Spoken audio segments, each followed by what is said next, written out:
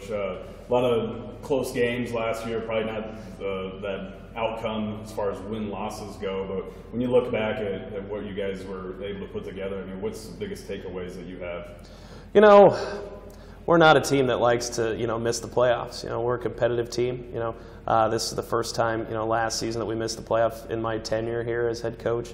And so it's an unnerving feeling, but the best part about that is it wasn't just me that felt that. Our team felt it. And if you look at the win-loss column, it's not a very attractive looking, outcome. But if you look at the box score, our team was competitive in every single game, but at the end of the day, you got to win those games, and with a young roster and some also very talented seniors that we will miss next year.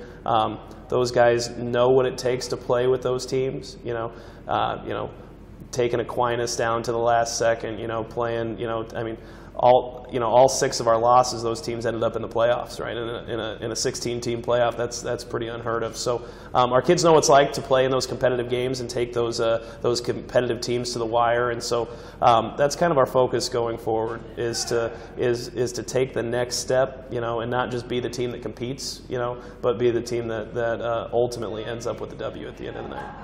Okay, now you've got some talented guys coming back. Tyler Palmer among those guys, only a sophomore heading into his junior year. I mean, what does Tyler kind of bring to the table for your team, both as a leader and also athletically? A lot, just to put it frankly. He's a very talented kid, a versatile kid, and you see that, in his wide range of athletic ability. He's a good basketball player, great baseball player, excellent football player, and great teammate, I think, Tyler's ability will really dictate what we do as a football team, and as a small C1 school, we do get good numbers out. We'll have about 75 guys out next year, but he'll be a difference maker anywhere we put him, and a lot of his placement will dictate, what we do.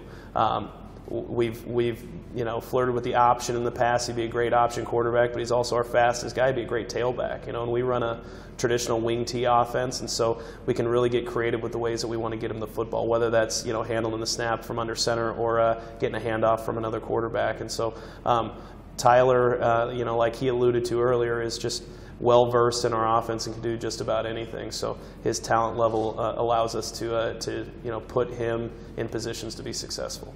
Okay, now, obviously athletic enough to play a number of different spots, but also looks to be a pretty smart kid in the classroom. I mean, you see that as being a pretty big asset of his as well? Yeah, I think Tyler is one among many. That's one thing that we take a lot of pride in here at Scotus is we've got great academics and our kids are really smart.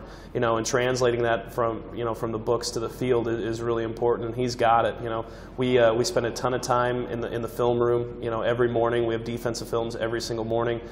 We have offensive films twice a week. We put practice tape up on HUDL, and he's really a film junkie. I like the fact that HUDL allows me to spy on my kids a little bit and tell me exactly how many minutes or hours or days they've spent watching game film, and he's among the top.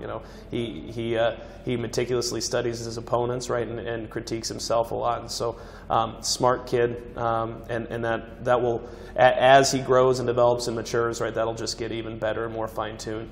He alluded to making a few mistakes, but freshmen and sophomores make a lot of mistakes, and so as a junior and to be senior eventually, I expect those things to take care of themselves with his work ethic and attitude.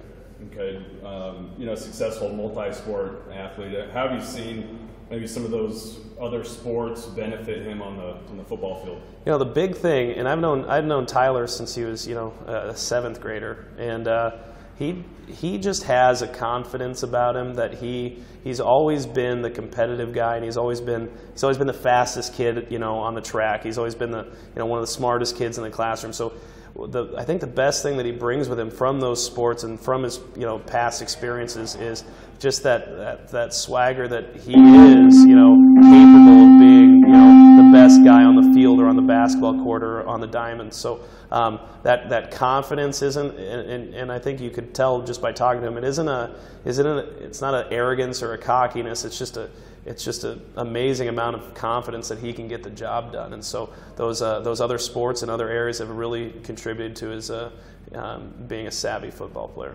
Okay. Now, he mentioned that he'd like to possibly play baseball and football in college. You think that's a possibility for him down the road? You know, I always tell kids, you know, figure out what you're good at and find a way to get paid for it. You know, and from his perspective, he's good at both. It's a rare thing to happen. You know, you don't get too many Coach Erstads that can play baseball and punt. You know, Tyler is a driven athlete, and I think the sky's the limit for him. You know, if he continues to do his diligence, especially, you know, at that level, I think, you know, academics is a huge aspect. You know, they want to make sure that, you know, being a one sport Division I athlete is hard enough, you know, to manage that and academics, let alone two. So I think if he works hard enough and has the desire, I think that people pay attention.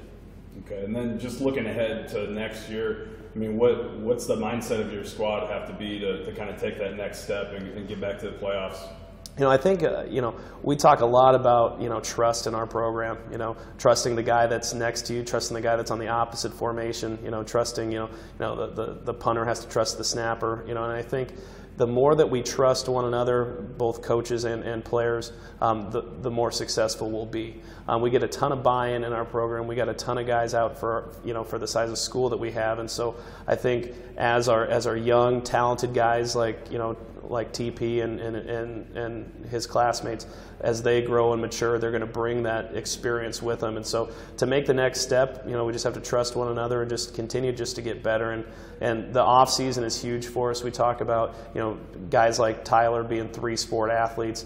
That's huge for our school. And I don't care if you're running track, playing baseball. I don't care if you're on the bowling team. You know, the best thing that you can do for a size of school that we have is compete in anything that you do. And so in order to be, you know, competitive, make the playoffs and make a run at, you know, getting to Lincoln, we've got to be competitive year round, right? And it starts this spring, and we really get after it in the weight room, right? This is home, you know, in the summertime for us, and so our kids really buy in. We average, you know, 40+ athletes a lifting session in here, and so our kids really buy into the off-season stuff. And if we do our job, you know, I think the sky's the limit for the Scotus Shamrocks next year.